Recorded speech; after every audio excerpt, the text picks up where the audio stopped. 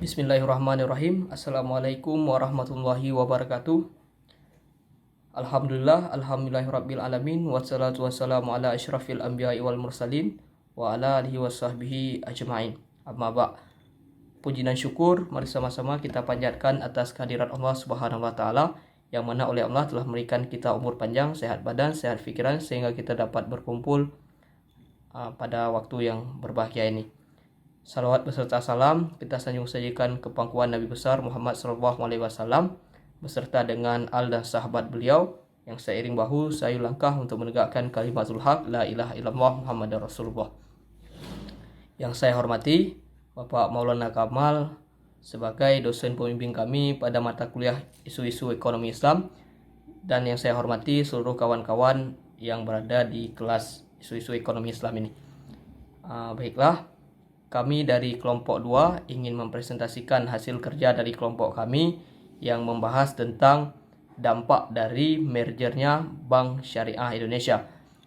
Adapun anggota dari kelompok kami ialah saya sendiri, Haris Rahmat Rizki, kemudian Muhammad Gauti Dialda, kemudian Sinta Ramadia, kemudian Muhammad Fawaz, dan selanjutnya ada Maidur Sadri, dan yang terakhir ada Muhammad Riza.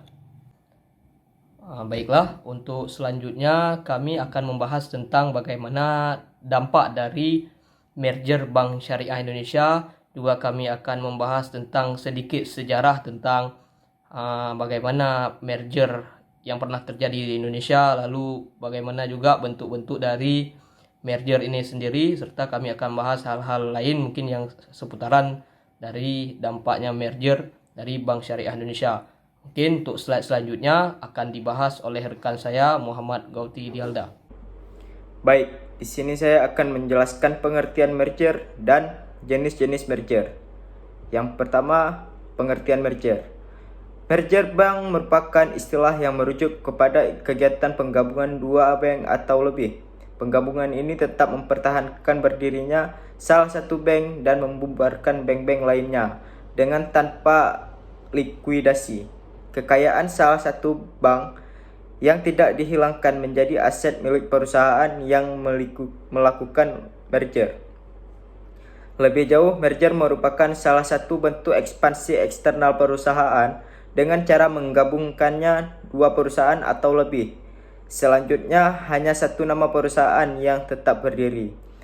Sementara perusahaan yang lain bubar atas dasar hukum. Proses merger dapat disederhanakan sebagai perusahaan A merger dengan perusahaan B akan menjadi perusahaan A berdasarkan keputusan sah secara hukum. Kemudian ada jenis-jenis merger. Ada 3 jenis merger, yaitu yang pertama ada merger horizontal, yaitu terjadi saat dua perusahaan atau lebih yang memiliki lini basis yang sama kemudian bergabung menjadi satu. Adapun tujuan dari merger horizontal adalah meningkatkan aset, meningkatkan pangsa pasar, dan menekan biaya. Contoh merger ini yaitu perusahaan TV melakukan merger dengan perusahaan TV lainnya. Yang kedua ada merger vertikal, merupakan gabungan dari perusahaan-perusahaan di mana perusahaan yang satu bertindak selaku supplier perusahaan lainnya. Contohnya yaitu perusahaan DuPont yang merger dengan perusahaan minyak Conoco karena DuPont menggunakan minyak dalam proses kimianya. Yang ketiga ada merger konglomerat, merupakan gabungan dari perusahaan-perusahaan yang tidak mempunyai ketertarikan operasi. Misalnya perusahaan otomotif membeli perusahaan kosmetik. Kemudian untuk selanjutnya akan dijelaskan oleh rekan saya yaitu Muhammad Fawaz. Sejarah merger di Indonesia.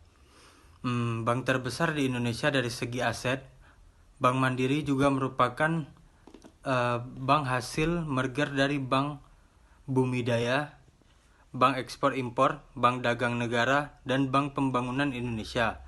Merger ini dilakukan pada tahun 1999. Untuk diketahui, keempat bank tersebut adalah bank yang sudah dianggap sebagai bank bangkrut. Pada saat itu terjadi peristiwa yang disebut dengan krisis moneter 1997 sampai 1998, sehingga membuat perbankan nasional menjadi rontok. Hal ini membuat pemerintah mengambil sikap dengan cara melakukan pembubaran terhadap bank-bank yang dianggap sudah parah. Selain itu, pemerintah juga melakukan perbaikan terhadap perbankan yang salah satunya melakukan merger 4 bank BUMN yang dianggap sudah sakit tersebut. Saya akan menjelaskan bagaimana persaingan di Indonesia. Persaingan perbankan di Indonesia sangatlah ketat karena Indonesia menerapkan sistem jual perbankan yang menjalankan dua jenis perbankan sekaligus dalam sistem perekonomiannya. Oleh karena keduanya, jenis perbankan tersebut sama-sama mencari target pasar yang sama sehingga dapat disimpulkan bahawa persaingan perbankan di Indonesia sangatlah ketat. Yang selanjutnya ada dasar-dasar dari BSI, kelebihan dari masing-masing bank. Ada Bank Mandiri Syariah, kelebihannya kinerja yang sangat profesionalitas. Ada Bank BRI Syariah, paling memahami kondisi Indonesia. Ada Bank BNI Syariah, kelebihannya terkenal dengan banyaknya inovatif baru. Ada Bank Syariah Indonesia, menggabungkan ketiga kelebihan masing-masing sehingga mendapatkan hasil yang optimal. Alasan-alasan pendirian BSI. Yang pertama, penduduk Muslim terbesar. Indonesia merupakan negara dengan jumlah penduduk Muslim terbesar di dunia. Kedua, kesadaran akan hidup halal. Gaya hidup halal sudah mulai tren. Yang ketiga, tahan krisis. Saat pandemi seperti ini, industri syariah masih bisa bertahan. Yang keempat, komitmen pemerintah. Sebagai upaya komitmen pemerintah terhadap pembangunan ekonomi syariah. Selanjutnya, dampak terhadap merger BSI. Hal-hal yang dapat mengantarkan bank syariah mampu melakukan persaingan dengan bank konvensional. 1. Biaya yang murah. Selama ini, bank syariah dianggap mengambil keuntungan dengan besar. Hal ini disebabkan karena kurangnya aset dari bank syariah. Sehingga dengan melakukan merger ini dapat menyelesaikan masalah tersebut. Yang kedua, menjadi sarana penghilang riba.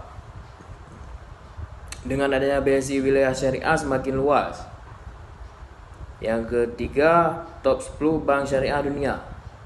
Dengan digabungkan aset dari ketiga bank tersebut mengantarkan BSI dari top 10 dalam perbankan dunia. Yang keempat, mampu bersaing dengan bank konvensional. Dengan menjadi BSI, sekarang bank syariah mampu untuk bersaing dengan bank konvensional. Bagaimana persepsi masyarakat terhadap merger ini? Sambutan positif, sebagian masyarakat memberikan respon positif, bahkan sangat mengapresiasi terhadap kehadiran BSI. Sambutan negatif, sebagian masyarakat masih ada yang tidak terlalu memberi perhatian terhadap kehadiran BSI dengan berbagai macam alasan. Baiklah, dari beberapa penjelasan tadi, saya akan coba menarik beberapa kesimpulan bahwa merger bank adalah sebuah kegiatan yang menggabungkan dua bank atau lebih. Merger sendiri terbagi atas 3 jenis. Yang pertama itu merger horizontal. Merger horizontal artinya penggabungan dua perusahaan atau lebih yang bergerak dalam bidang yang sama atau jenis yang sama. Contohnya itu BSI. BSI merupakan gabungan dari 3 bank Indonesia yaitu Bank Syariah Mandiri, Bank BNI Syariah, dan juga Bank BRI Syariah. Yang kedua ada merger vertikal, yang artinya merger vertikal adalah penggabungan dua perusahaan atau lebih yang saling berhubungan atau berkaitan. Contohnya itu Astrea dan Toyota.